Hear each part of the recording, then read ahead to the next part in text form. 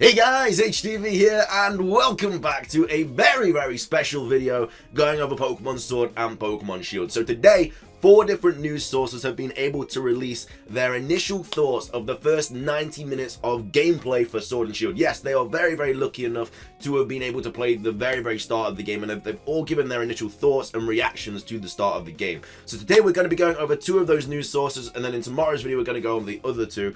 In today's we actually have gameplay clips, and of course someone else's initial thoughts. So it's a really cool video, very exciting. It does show a lot of information that we didn't already know, so that's really cool. So if you're excited for the video, drop a like down below. Let's try and hit 800 likes on today's video because it's a very exciting one. Drop a comment down below with anything that I may miss from these gameplay clips. I'd love to hear what you guys have to say, and subscribe as well if you're brand new. We do daily Pokemon content on this channel. With all of that out of the way though, let's get into the video, and I really hope that you enjoy. So, starting things off, we're on Nintendo Life. So this is their initial thoughts and reactions, and this is the video that has gameplay footage. So this will of course be linked in the description down below. I'm only going to be showing the gameplay clips. If you want to hear what the guy has to say, just go watch it yourself. It's a really cool video. I've just finished watching it. Definitely very interesting if you do want to know more about the start of the game. But we are going to just be going over the gameplay clips. So this is obviously one of the starting towns, clearly, because it's the first 90 minutes. We obviously saw that Lapras symbol before. I don't know what this is over here. It looks like I don't even know, like some sort of shop or something. But he obviously goes on to explain it. But this first clip here, well, the second clip, is very exciting because this is obviously the first 90 minutes. So everything you see at the start, gameplay clip-wise, is what you're going to be able to be like dealing with in the first 90 minutes. So as we can see straight off the bat, we have Snover there. We also have Pancham as well right there. So I don't know if Pancham and Pangoro were shown for Sword and Shield already, but now we know they're in. We also have a Stuffle there as well. So I don't know, I think Stuffle and Beware had already been confirmed, but I'm not sure about Pancham and Pangoro. Either way, they are clearly confirmed. As you can see, we can go to the wild area very early on. We already knew that, but it's really cool to see that we can, you know, do all that stuff. Next up, he does talk about the character customization. There's a lot of customization in this game. Your options do open up tremendously later on, which is bloody lovely. It really is. So if you see a haircut that you don't like and you're like, oh, no, I don't really look like that, do not worry. Later on in the game, you will get different options to customize your character with, which is very cool. There's so much character customization in this game. I really do like it. So yeah, he then goes on to talk about the character customization. Next up, we do have a Roly-Coly versus a Gossifleur, which is again very early on in the game. Level 12 Gossifleur. Gossifleur's cotton down. Roly-Coly speed fell. Gossifleur also gets access to Sing. I didn't know if that was already known or not, but hey, if you're a Gossifleur lover, then that's really cool. So then he goes on to explain that. Again, like I say, go watch the video if you do want to hear what he has to say about all the different gameplay clips. So next up, we do have Hop. Now, this is interesting because this is the first battle with him, or the second battle or something. He has 2 Mons, as you can see in the very top right. He has 2 Mons in this battle. Oh no, he has 3 Mons in this battle. So this is the second battle, and he does have a Wooloo. He has a level 6 Wooloo, but Lotad is also obtainable very early on in the game. As we can see, we have a Lotad. What's also very interesting is that halfway through a battle, you can actually get your rival like a little cutscene. This is halfway through the battle. He says, have you gotten a bit stronger? Me and my team will put you to the test and see. So that is really cool. I really like that. You could, like, halfway through a battle and then it just goes back to a cutscene. We do have Leon and Professor Magnolia in the background. Don't know if Lotad was confirmed for Sword and Shield. It is now, and obviously you can get one very early on. We also have a level 6 Wooloo. So this is the second battle with your rival, clearly, because he has 3 Mons here. And also Lotad gets missed. I didn't even know that it got that. It gets it at level 9 or least, less than that, which is very interesting. Next up, we do have the starter Pokemon selection. As you can see, they're all right there. So I think this is the very start of the game. And as you can see, they all have different interactions and stuff. The grass-type Pokemon Grookey, it's soothing, like a nice long walk in the woods. He does go on to say that the people basically said to him, choose the starter that you're not going to choose, just so you can get like a different feel, because if you like Grookey, you're obviously going to use that for your main playthrough. So just for this 90 minutes, just pick something you're not going to pick. So I think he went with Sobble or something. But then we obviously have this clip here, which is the wild area. A little bit more information. Now, I think that's another person. I don't know, but fishing is maybe in the game. If this is another random player, then fishing's in the game, because we don't actually know if fishing's in the game, I don't think. But yeah, if this could be just an NPC, or it could be a random player. But again, he does go on to explain it. So we obviously can meet other players in the wild area, which is really cool. It's how you do all the raids and everything like that. Then we have some more gameplay of him picking Sobble. This is Sobble's scene. So it'll be Sobblefew, nice one. Obviously he has a Wooloo behind him. Then I'll go with Scorbunny, Your Mind. So obviously, as we all know, Hop does pick the Pokemon that is weaker to you. He says, I'm aiming to be the next champion, so be ready. You and I'll be doing some serious training. And that is the scene of him picking Scorbunny. So obviously, that's really, really cool. I do like that. Then we have some wild area gameplay. So we obviously have a Xatu up there. You can get Xatu really on in the game. There's an NPC down there. You can see all the raids straight off the bat as well. They're everywhere. There's a lot more than I initially thought. We have a Galvantula that just popped up down there.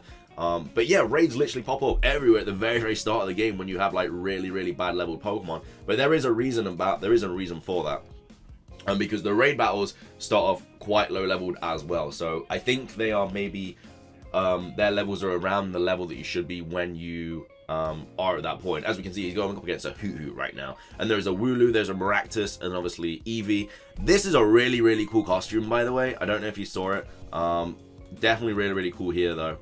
We've got like a person dressed as an Eevee. So we obviously have people dressed as Pikachus in previous games, but now we actually have someone dressed as an Eevee. But yeah, this is a Hoothoot raid battle. And obviously you can Dynamax your own Pokemon. Dynamaxing is very, very early on in the game, clearly.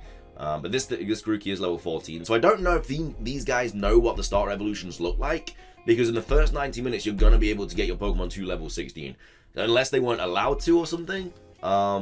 I don't know, but they must surely know, unless they weren't allowed, what the actual starters evolve into. Then we have this gameplay clip of the very, very start. I think this is where you leave your house. I think this is the starting town. We have Wooloos rolling in the background, we have Butterfrees in the background, a lot of Wooloo in the starting town, which is very, very interesting. But look how nice this game looks. It is I'm so jealous that these guys got to play this game so early. Then we obviously have the Galarian Zigzagoon, which is obviously available very, very early. He uses Sobble there. He is a level 9 Sobble, so you can find Zigzagoon really early on in the game. Sobble gets Water Gun. I mean, that's just obvious. Water Gun looks really, really cool in this game. Again, just some really, really cool gameplay clips about Pokemon Sword and Shield. Then we have some wild area gameplay to finish off with, and this is basically Nintendo Live's just initial thoughts and interactions and reactions about everything to do with Sword and Shield. But I would definitely suggest you guys watch this video if you do want to, hear what he actually has to say about all the different gameplay clips. I just wanted to show those today, but that will be linked in the description down below. Next up, we have a massive article. I'm not going to go through all of it because it is really, really long.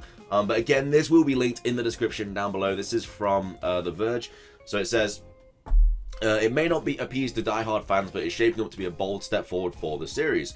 So it's an opening mix of nostalgia and innovation.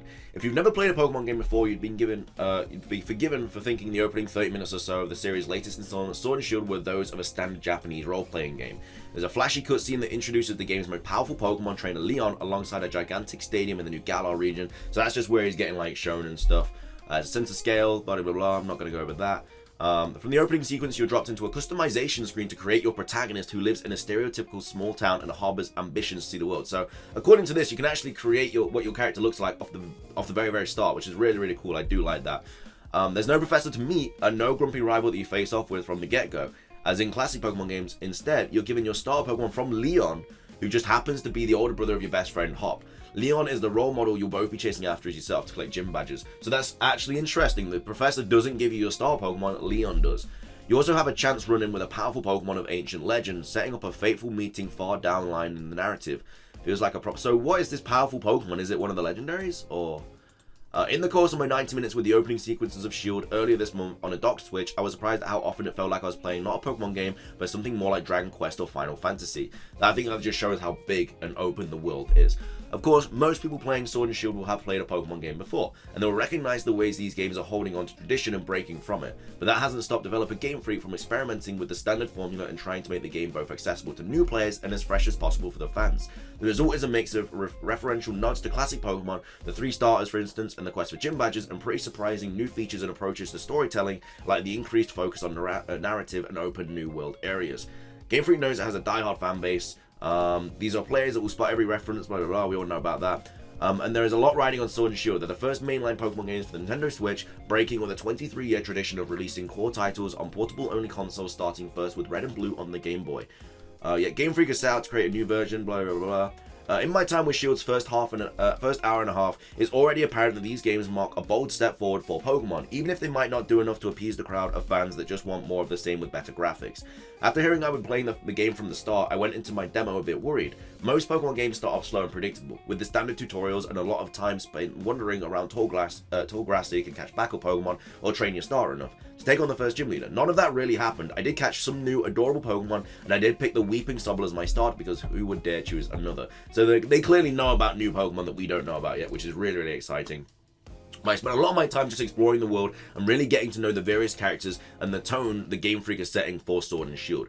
Everything feels lighthearted and adventurous, like you're playing from the Pokemon anime come to life. Even little touches like the crowd that flocks to Leon in the first stop away from the home to gawk at his powerful Charizard help make this feel like a realized world instead of a giant I really, really like how this is shaping up to be. It looks really, really good. Much like Sun and Moon's Alola region, Galar is a distinct destination with its own unique look and feel that really shines through the early moments. Blah blah blah. And the environments align with the theme too. There's Growl reading. Yeah, it's basically talking about how it's compared to the UK. I can confidently report that Sword and Shield play much like Pokemon games when you really dig into the minute-by-minute gameplay. You do a lot of battling trainers, hitting up the local Pokemon Center, and catching creatures you come across in the wild. In one nice twist, Game Freak has adopted the feature from its lightweight Let's Go spin-offs to display wild Pokemon in the grass as roaming enemies, so you can avoid them if you like. Is that everywhere then? So I don't know if there's wild encounters anymore, or if it's just all open world like Overworld. Where the game's most meaningful changes really come through are in the open world sections between big destinations. I only got to experience one of these between the second town and after my hometown and the first big city where the game's initial gym leader fight takes place. It was a massive environment filled with wild Pokemon trainers, fishing spots, so fishing is in the game, and underground dungeons that contain what Game Freak is calling max raid battles. Underground dungeons. The max raid battles are where you'll fight Gigantamax versions of a random Pokemon. We all know about that. Yeah, he's talking about Gigantamax forms. In these battles against normal... Okay, we don't need to know about that. It all sounds very confusing, but okay, it is. I'm the only slightly more clear about it. So they're just still talking about Dynamaxing. But yeah, I think that's pretty much everything. I can't say for sure whether Sword and Shield will appeal to the new or casual players like those that have only played the Let's Go variants. Just like I can't reliably predict whether the hardcore fanbase will continue to be frustrated with Game Freak's refusal to combine every other game's Pokedex after this one. But as a pure experience, Sword and Shield seems fresh and new enough to have me interested as a lapsed Pokemon fan. It feels like an all-new take on the classic formula with enough of the original magic and the portable games to conjure old memories and enough. So basically, it's gonna be a good game, chat. It's gonna be a fantastic game. So this will be linked in the description down below if you do want more of a scan of this, and of course this video will as well. But it sounds promising. Remember, tomorrow I'm going to go over the other two articles to see what other people think about the games. But so far, looks very, very promising. Very, very excited. I hope you guys did enjoy today's video. Let's try and crush 800 likes. Drop a comment down below what you thought about it. And of course, subscribe as well. Really do appreciate it. That's everything from me though. Have a fantastic rest of your day. Until next time, peace.